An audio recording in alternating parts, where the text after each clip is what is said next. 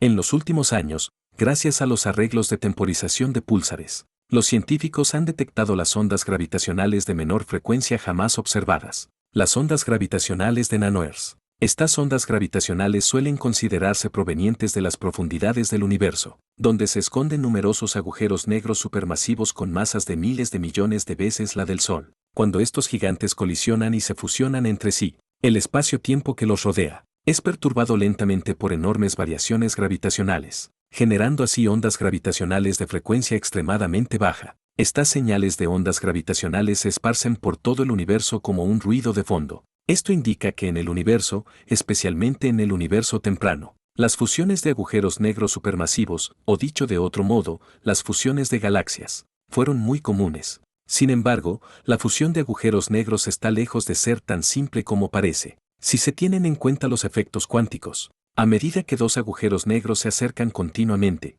el más pequeño de ellos podría evaporarse por completo antes de lograr fusionarse. Es decir, cuando se consideran simultáneamente la relatividad general y la teoría cuántica de campos, la fusión de agujeros negros simplemente no ocurriría, incluso sin considerar los efectos cuánticos. Para los agujeros negros supermasivos en los centros galácticos, su proceso de fusión sigue presentando aspectos difíciles de explicar. Por lo general, se considera que la fusión de agujeros negros consta de tres etapas: inspiral, fusión y ring-down. El inspiral es la fase en la que dos agujeros negros orbitan entre sí mientras se acercan gradualmente. Durante este proceso, se emiten ondas gravitacionales de frecuencia extremadamente baja. Cuando estos dos agujeros negros alcanzan la fase final del inspiral, las ondas gravitacionales se vuelven muy intensas, y ya pueden ser detectadas por observatorios como LIGO. Luego ocurre la fusión, y los dos agujeros negros finalmente se unen para formar un nuevo agujero negro combinado. Cuando este nuevo agujero negro se forma, su forma inicial no es regular,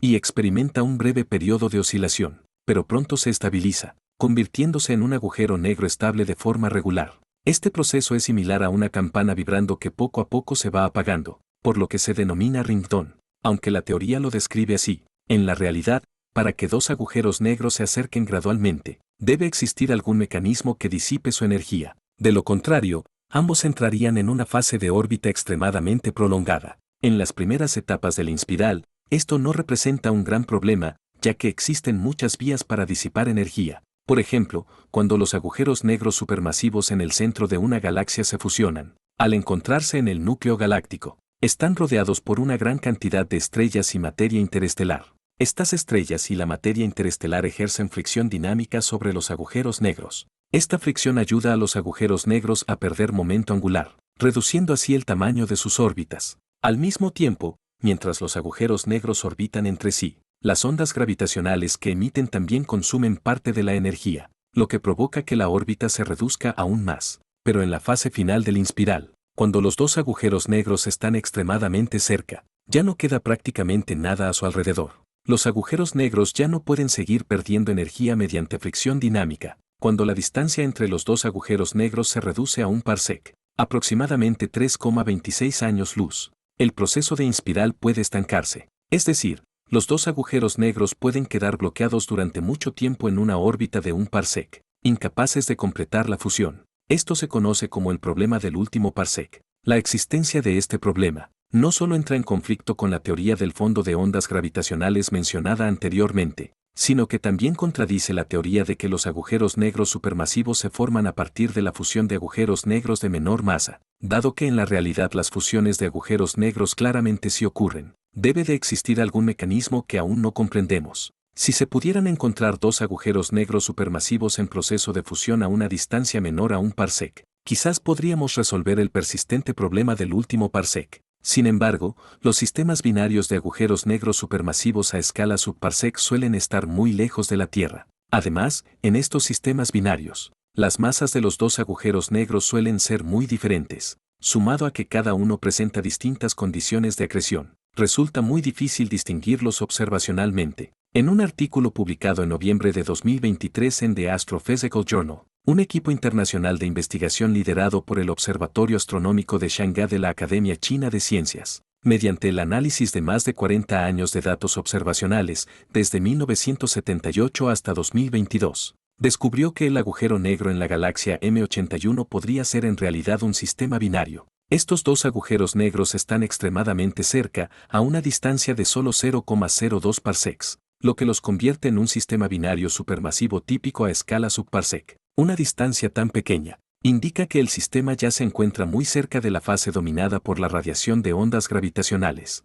Esto sugiere, hasta cierto punto, que la fusión de agujeros negros supermasivos no presenta una fase de estancamiento prolongada. Este hallazgo proporciona una referencia observacional crucial para abordar el problema del último parsec. En julio de 2024, un artículo publicado en Physical Review Letters propuso un método para resolver el problema del último parsec mediante la autointeracción de la materia oscura. Según las teorías actuales de la materia oscura, los centros galácticos no solo son densos en materia ordinaria, sino que también presentan una alta densidad de materia oscura. Sin embargo, en modelos previos de fusión de agujeros negros, los agujeros negros que se mueven a gran velocidad generan fuertes perturbaciones gravitacionales, lo que expulsa a las partículas de materia oscura del sistema. Cuando dos agujeros negros se acercan a una distancia de un parsec, ya no quedan estrellas ni materia interestelar a su alrededor, e incluso la materia oscura es casi inexistente. Por lo tanto, sus órbitas dejan de encogerse, dando lugar al problema del último parsec. Anteriormente, los estudios se centraban principalmente en la interacción entre la materia oscura y los agujeros negros. En este trabajo, los investigadores asumieron que ciertos tipos de partículas de materia oscura presentan autointeracciones. Esto evita que dichas partículas se dispersen por completo, y les permite mantener una densidad relativamente alta. Como resultado, esta materia oscura puede interactuar con los agujeros negros, continuando la disipación de energía del sistema. De este modo, las órbitas de los agujeros negros pueden seguir reduciéndose, hasta que finalmente se produce la fusión. La verdad detrás de las fusiones de agujeros negros sigue siendo esquiva, pero ¿entendemos mejor la fusión de estrellas de neutrones? En comparación con los agujeros negros supermasivos, los problemas en este aspecto son menos pronunciados para las estrellas de neutrones. Aunque también son objetos de densidad extremadamente alta, su masa es mucho menor que la de los agujeros negros supermasivos. Para objetos de menor masa como estos, la interacción gravitatoria entre ellos es relativamente débil, y se ve fácilmente influenciada por el entorno circundante. Además, a diferencia de los agujeros negros, las estrellas de neutrones no son sistemas cerrados, disponen de múltiples mecanismos para disipar energía. Por ejemplo, durante la fusión se produce una radiación intensa, y sus campos magnéticos extremadamente fuertes también desempeñan un papel crucial en el proceso. En resumen, se considera que las estrellas de neutrones no presentan el llamado problema del último parsec, aunque el proceso de inspiral no plantea grandes problemas. Lo que ocurre tras la fusión, es decir, cuando comienza la colisión, sigue siendo una cuestión abierta en la ciencia. ¿Por qué? Porque las condiciones ambientales de una colisión de estrellas de neutrones son extremadamente extremas. No solo el estado de la materia en las propias estrellas de neutrones es extremo, sino también las altísimas temperaturas y presiones generadas durante el proceso, las cuales son muy difíciles de reproducir en laboratorio. Además, los procesos físicos involucrados en toda la colisión son extremadamente complejos, incluyendo campos magnéticos intensos,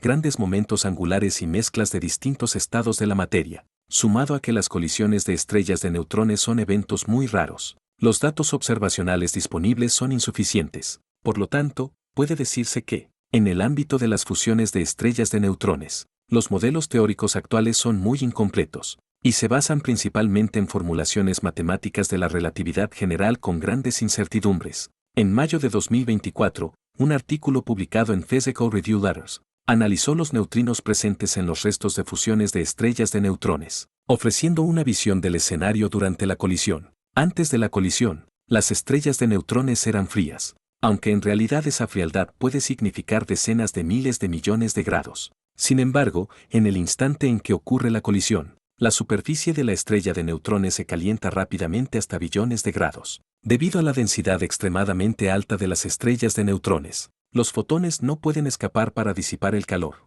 No obstante, durante la colisión, las colisiones masivas entre neutrones producen protones, electrones y neutrinos. Los neutrinos son conocidos como partículas fantasma, ya que no participan en la interacción fuerte ni en la electromagnética. Por ello, en este momento, la estrella de neutrones puede enfriarse mediante la emisión de neutrinos. Justo después de iniciarse la colisión, aunque la superficie de la estrella de neutrones alcanza temperaturas extremas, su interior permanece relativamente frío, con decenas de miles de millones de grados. Este proceso solo dura entre 2 y 3 milisegundos. Muy pronto, toda la estrella de neutrones alcanza el equilibrio térmico. Esta breve fase de desequilibrio sigue siendo un misterio para la física actual. Por ello, el estudio de estos objetos extremos nos ayudará a perfeccionar aún más la física moderna.